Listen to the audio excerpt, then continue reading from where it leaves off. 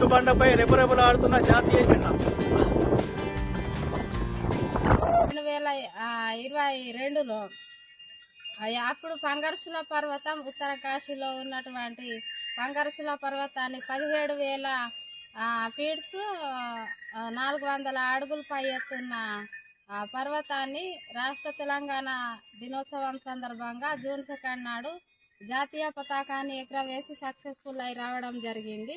దాని తర్వాత 2023లో ఇచ్చోడ మండల్ గాయత్రి జలపాతం, అందులో మొత్తం 17 దేశాల విదేశీయులనే ఇక్కడ పిలిపించుకొని మన జిల్లాలో ఈవెంట్ ఐటీడీఏ ఆధ్వర్యంలో పెట్టుకోవడంతో సక్సెస్ఫుల్ చాలా చేయడం జరిగింది. ఈ ఈవెంట్ అయిన కొన్ని రోజుల తర్వాత పివి నరసింహారావు గారి పుట్టినరోజు సందర్భంగా ఒకప్పుడు గతంలో ప్రధానమంత్రిగా తను బాధ్యతలు తీసుకొని చేయడం జరిగింది.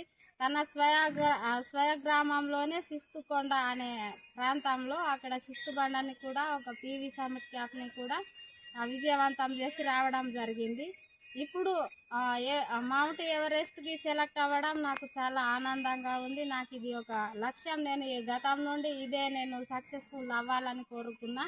ఇది నేను సక్సెస్ అయిపోయిన తర్వాత అందరికీ విద్యార్థులకు కూడా అందరికీ ఆదర్శంగా నిలుస్తా.